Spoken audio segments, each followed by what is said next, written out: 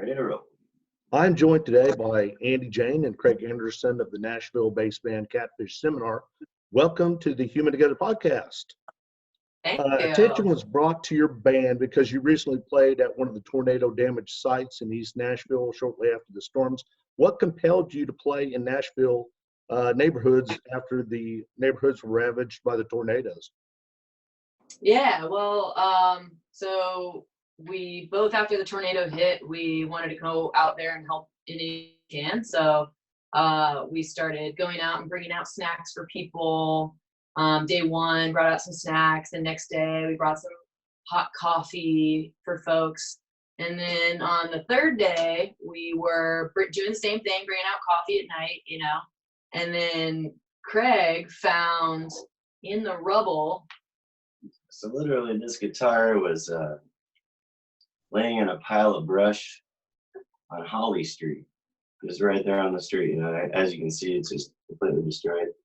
And I was basically carrying it like this, like a little baby, trying not to let it disintegrate. Just, sad that somebody had lost their guitar. And so Andy walked up to a house on Holly with a pitcher of coffee and snacks and everything she had with, and asked them if they'd like a cup of coffee. And they're like, no, we're good on that, but we could take a song though. And I showed them this guitar, and I was like, well, this thing probably won't hold a very good tune. But we both said we'll be back tomorrow at 4:00. Yeah, we asked them. We're like, so really, you want music right now more than like food or something? They were like, please. All we've been hearing is chainsaws. There was no power on the street. They couldn't play the radio. They couldn't play anything. So they were like, please just come back, play some music. And we're like, okay. So if we come back tomorrow at 4:00, you guys will be here. You'll want to hear our music. Here's some stuff. And they're like, yes, absolutely. And you brought a better guitar, I'm assuming. Yes. With a better, yes. With a banjo player as well. And a banjo player. And it was one of the, standing there with a power transformer that was buried 5 feet into the ground right next to me, and the path of everything, roofs ripped off, and people just came together and surrounded us at that moment, and there were people in tears. It was one of the most magical performances personally that I've ever done playing the guitar. It was hard to just even get the song out. So it was really neat to see that. So you guys are based out in Nashville, but are you originally from the Nashville area? No, we are actually, we both happen to be from Central Illinois. And we did meet in Nashville though, but we're both like farm kids from Illinois. Craig lived in Denver for 15 years. Around like that. Yeah, I lived in Chicago for 10 years, and we both moved to Nashville at the same time for the same reasons, follow your musical dream, like everybody that comes to Nashville. And we started going to the same little dive bar in East Nashville, and that's where we met. It was karaoke. So they have karaoke 5 nights a week. It's called Fran's East Side. And he was playing the harmonica, I was singing, and I kept seeing him there. And finally I would go up to him and I'm like, hey, I need some harmonica lessons. I've been thinking about playing. You're awesome. Give me some lessons, I'll pay you. And he's like, you know what? All right, let's go for it. And then we exchanged numbers. We had the same area code. Turned out we were from the same strip of farmland, not an hour away from each other. So it was kind of cool, kind of magical. That's karma, isn't it? Yeah. Right. We drank the same water from the same well, is what I told her. That's great. Yes. Tell me about your music. How would you describe the type of music you perform? I would say, I like to tell people songs for the people. I grew up learning Bob Dylan, folk songs, that type of thing. Andy Jane has the inflection of Loretta Lynn country style, being both from the heartland of America, country. So, you could call it country. I call it kind of country. Right. I tell people, listen to it, But we have jazz, inflection, blues, pop, all the above. I would say if Bob Dylan and Stevie Nicks had a baby that grew up on classic country, they would be making the music that we make. So There. If that clears anything up for you, probably does. It's a tough question. We'll find out at the end. You can play us Right. on, and we'll find Yeah. out. And let them decide. Exactly. What's in the name Catfish Seminar? How'd you come up with the name? Well, it's the story of where the origin of Fran's Eastside karaoke. So Terry Taylor, our original bass player at the time, for some reason, we were doing karaoke and he got up on the mic and he said, "Come on down for the Catfish Seminar, everybody. We're going to teach you everything you know about catching catfish." And so for some reason, all of us were there and we just kept going with it. And Sam, who was the karaoke DJ at the time, he would also announce that. And then so Terry It became a meme of ours in France. Like everybody, it was just our little group. It was our kind of inside joke. Nobody really knew what it meant. including us. Yeah, exactly. We're all like, if there's time to kill and you're on the microphone, it's all right, everybody. Now the Catfish Seminar is this Friday at 4:00. Don't you miss it. Come on down to France. I'll see you there. Right. Talk about until the song starts. Just ramble on. Yep. So then we started jamming together, right? And this old guy Terry Taylor, he's like 66 years old, I think, long white hair. He is a true character of a human. Plays at the Grand Ole Opry sometimes. We started jamming together and we booked a show, and he was the one who said at first, he's like, "So I think our band name is Catfish Seminar." We Threw just it up went with against the wall and it stuck. right. Done. You know, Done. I was in Denver in a band called Echelon, and you know, you can never a band name is impossible. Basically, The hardest part you about just- being in a band is deciding a band name, believe me. Right. So we got lucky with that. It is serendipitous. It is just the way that I can't even explain it. How we met. We cranked out 40 songs in about a year and a half together, co-writes, and Wow. we're recording a record and our first album in Muscle Shoals. We're down to the mixing and editing process, and we're hoping to have that out Good by to the hear that. yeah. So You've had an ensemble of musicians that perform with the band. Who's the band comprised of? So we kind of consider it, we consider the Catfish Seminar as us as a duo, with like a whole group of musicians that play with us at different times. So we've got our main like rock of a member is Stephen Lewis, who plays the banjo. He's like a punk rock hillbilly. He's covered in tattoos, long dreads, plays the banjo like a beast. And then Kat McDonald, she's this fiery little redhead fiddle player. She plays with us a lot. We've got Adam and Maul. They're two brothers from Tupelo, Mississippi. They've been playing with us recently. We've got Kyra Currington. She plays the drums with us sometimes. Andrew, Pastor Lonnie, as he goes by sometimes. Andrew Thomas, he plays with us. Billy Lubin, grandson of Ira Lubin, of the Lubin brothers. He plays the mandolin with us sometimes, which is cool. Frederick Weathersby on the trumpet, who played with the B.B. King All-Star Band. Yeah. Mary Rogers plays the big old Barry sax. Marion or Barry, that's always exciting. Are any of these individuals going to be on your upcoming album? All of them. All of them. Nice, nice. We've got the whole crew, you know. So Yeah, pretty everybody much. has a part. We've got, Charles, the producer and sound engineer at Avalon Studios down there, where being Muscle Shoals, all there's some of the, from what I understand, the Swampers, I think there's one or two guys that are still there, are just associated with that. He thought we were insane when we brought our own musicians, because you can just call the studio musicians and get that track done. Right. But The point of coming to Muscle Shoals is using the session people, but we're like, now we're gonna do our own style. So Nice. bring them all down. I noticed a video of you guys play for like 12 hours straight. That's pretty ambitious. How'd that turn out? it was a huge success, actually, and also a hot mess. Wow. It was We had a whiteboard. It's downstairs, full of 300 songs. that we could have played. We didn't play them all, We but played 98 of them. but we played for 12. It was a huge undertaking.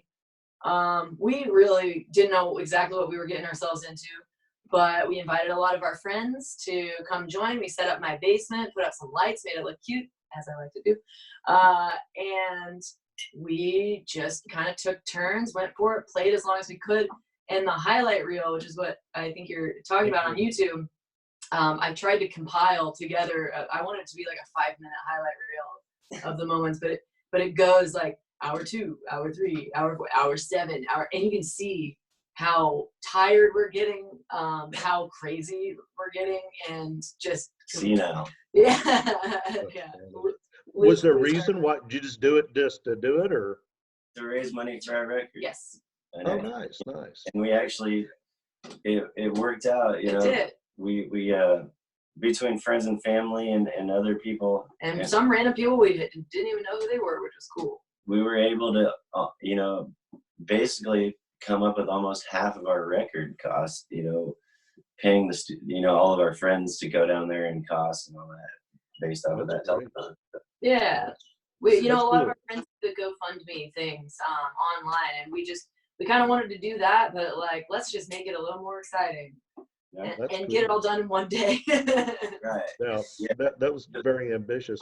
What's the band doing in light of the coronavirus shutdowns? I'm sure your upcoming tour's been postponed, or we're still going, man. We're planning a tour in July, so the way I look at it is we have to obviously be careful and aware and safe and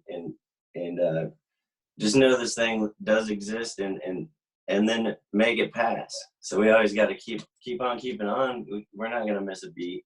We're still playing. And we are definitely looking forward to. We're writing a lot. We're practicing a lot, learning some covers. We're gonna do some Facebook Live stuff for sure. And just try to make it as productive as possible. We're both pretty good at seeing the bright side of things and the positive of things, and this is a time to really hone in our craft and we get in touch with our audience who are all on Facebook right now to connect to people, because we can't see each other and touch each other and hug each other. So that's how we do it right now, Facebook. So we're gonna try to make people smile. You played a show the other night, kind of a virtual show. Do you have any of those planned here in the near future? We were gonna do one tonight. We were talking about doing one tonight, actually. Awesome. But well, on your website, you have campaign buttons. Yes. If you guys are running for president, you probably have my vote. I'm liking it. Who's the president? Who's the vice president here? Oh, well, we're both running for president, actually. Hold on, I gotta get mine off because mine are actually almost sold out here. We're we're going up again, which I'm not really sure how, because the truth of the matter is I wore her pin because I support her, but we are running against each other. Right. So I'll hold up my pin. You'll see if we can focus in on this. My slogan is "Let's get weird, 2020." Right, and then Andy Jane. And I mean, when it comes down to it, really, mine is wait, here we go. Andy Jane, a real good brain. That's gonna be a tough one. I may have to flip a coin. Right. I think you guys are probably the best candidate so far. I mean, you're better than I agree. I will definitely spread the word. So that's good stuff. That's good stuff. Okay, music time. I understand you got a song for us before we head out. Yeah, let's so take it away. Okay, let's see if we can fit our guitars in the frame as well. And normally on this one I play the washboard, which is this little fella here, which is the most fun percussion instrument in existence, I believe. But I will tell you right now, I learned from that telethon, sometimes the washboard in a very close setting can be slightly obnoxious. So I'm gonna play the guitar on this one. All right, let's get her started. Craig, tune her up. Sorry, I grabbed the wrong guitar. So also Gibson, just to plug, I emailed you because they offered to fix guitars. So for the tornado relief. Nice. And I changed the thing on that one. Well, I had sent them a long email of the story. I haven't heard a response yet. I understand it could take a while because of everything that's going on, but I do know where the vicinity of that house where that guitar came from, and it's going to be one of my missions to get that guitar fixed or replace it for whoever owns that guitar. So that's what is going to happen. That's just how we do things. We just make them happen. Manifest. All right. So this song is it's the first song I wrote when I got to Nashville. Basically, it's called "Doggone Shame." We'll see how she flies.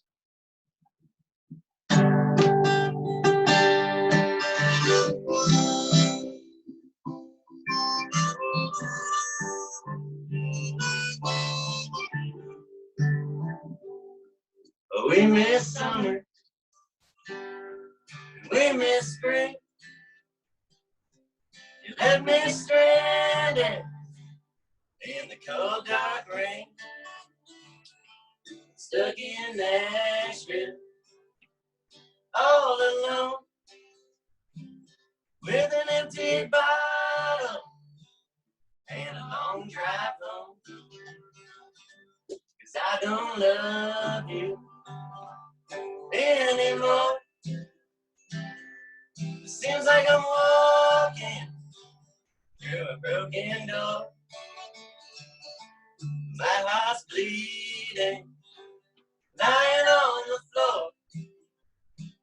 It's a doggone shame I don't love you anymore.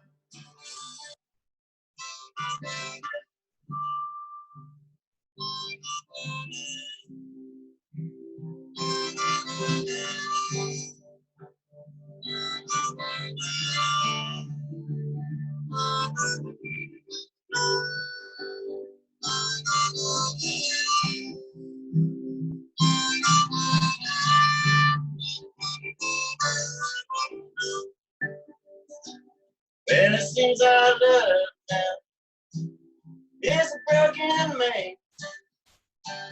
It's a doggone shame, babe, that we lost this race. 'Cause we miss summer and we miss spring. You left me stranded in the cold dark rain. I'm stuck in Nashville, all alone, with an empty bottle and a long drive home. 'Cause I don't love you anymore. Seems like I'm walking through a broken door. And my heart's bleeding, lying on the floor. But it's a doggone shame I don't love you anymore. It's a doggone shame I don't love you.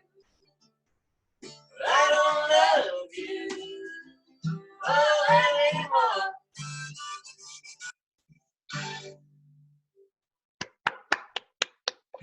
Awesome. Thunderous applause. Thank you so much. Thank you so much. Well, I You're appreciate welcome. you guys being on the show. Once you do get back on tour, I'd love for you to come to my hometown, Yukon, Oklahoma, home of Garth Brooks. There's some great things here. So, yeah, once you We're get here, obsessed with Garth Brooks, by the way. say again. We're newly obsessed with Garth Brooks, by the way.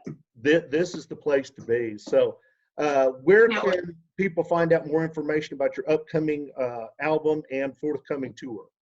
Absolutely. So our website is www.catfishseminar.com.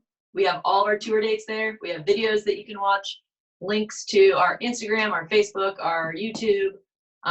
We would love if you followed us on Facebook and Instagram.